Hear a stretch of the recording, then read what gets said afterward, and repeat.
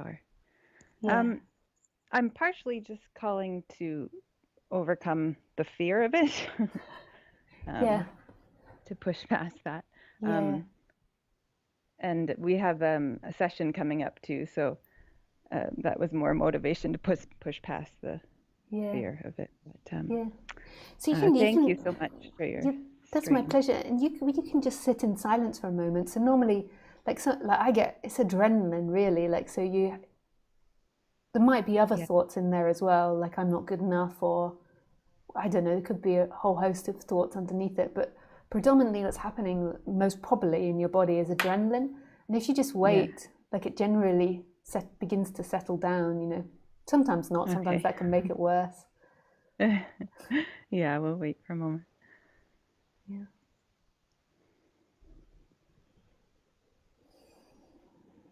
I think it usually the fear comes from like the fear of screwing up and causing myself pain or you pain. That's usually Yeah. the behind it. Yeah. Yeah.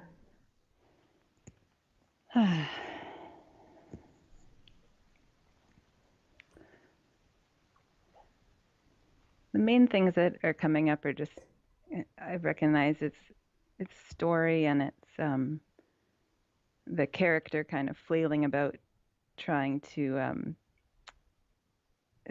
seeking relief Yeah. because it's having a hard time lately Mm. with basically like intensity of seems like things are getting more and more intense for it like Yeah. feelings, contractions, suffering, and like the tiniest event can cause a huge, massive, like out of proportion reaction. Mm. For not all the time, of course, but for many months, maybe a year or something, Mm. periodically.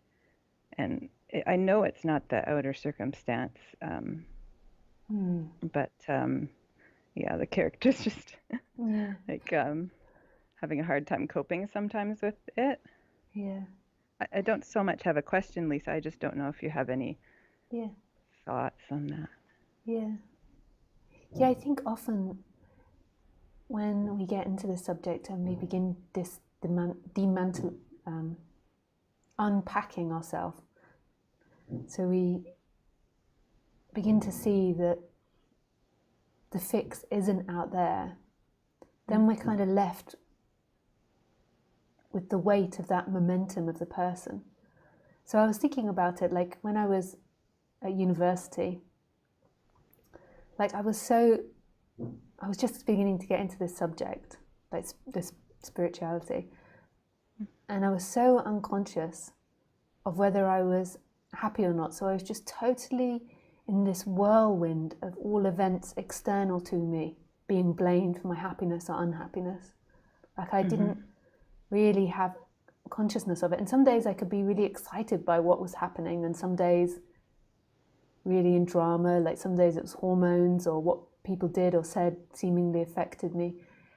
But there was no sense of it, like everything was just outside. Or inside, as in like I'd done something wrong, but I didn't really have any sense that my mind was projecting this stuff.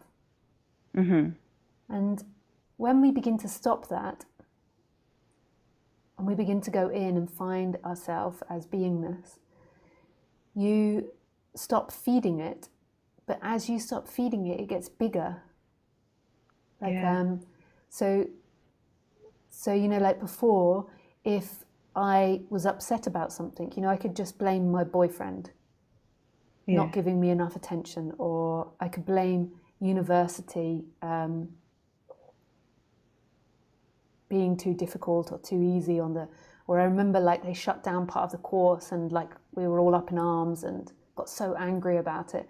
So my attention could be easily fixed on an external aggravator. And Yeah, then cause. and then I could just vent with friends and we could all moan about it and something could be done about it. And then there would be some sort of emotional release in that. But when you begin Yeah. to go in more and more, you get the emotion, but you've got nowhere to place it. But your body's Yeah. still in that ebb and flow of the build up of that emotion, of wanting the drama of that emotion and then placing it on something. So it's still in that process of like a wave going into the emotion. Yeah. So then you begin to realize that it's all your mind, but then it doesn't just give you instant freedom. You might have like awakenings. Normally what it does is the body goes through a period of it becoming more intense, because you're not placing it outside, or you're not placing it on things, you're not relieving it by the world. Like the world was a drug, the world was what you blamed, or you blamed yourself. Like it was. So it's then the energy is like a little nuclear bomb just going off inside your body. It is, yeah. Yeah. And And now it's kind of placed on that program of the attachment to pleasure or aversion to pain program, and doership, but even doership, I think, is based in that, in this fear of pain and and it's all about in time. Like when you're in the moment, there's not a problem, but it's totally.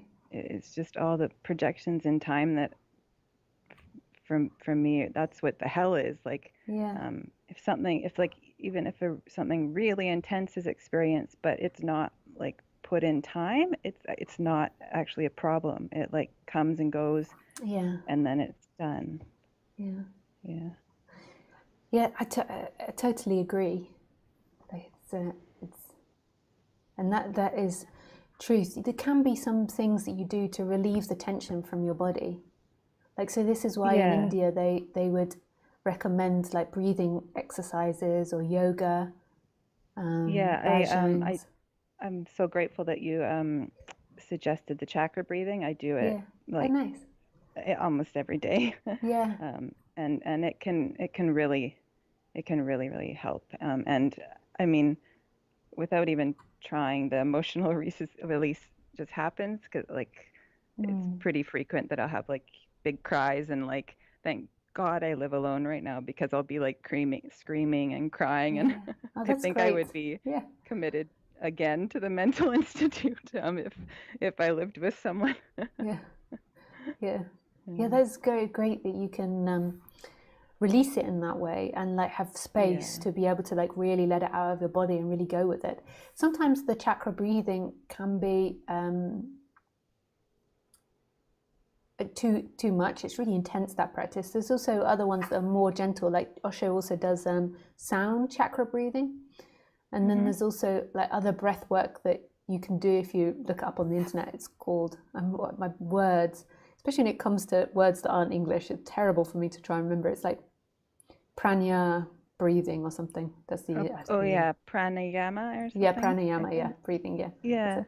So you could like, there's also things like there's holotropic breathing. There's all different types of breathing, like, and yoga. Like what yoga's doing is it's also movement and breathing, qigong, and all of these things are like valves to allow energy out, because you're kind of like taking energy back into yourself rather than putting it all out in the world. Like, my happiness is out there, my sadness is out there. You're kind of putting it back inside the body where it belongs, but there's like a big momentum in that. So there's like there is. Like it's gone on for years, not just your lifetime, your parents, your grandparents. Like you're a manifestation of your family line, and like all other humans in a way. Like, there's been lots of human suffering in the last couple of thousand years where there's been identification. Yeah, for sure. Yeah. And it's just the period. I guess it has to just run its course. It's just sort of getting through this period, and that's again in putting it in time, though. But in the body world, it's seemingly like going through time. It will relax in time.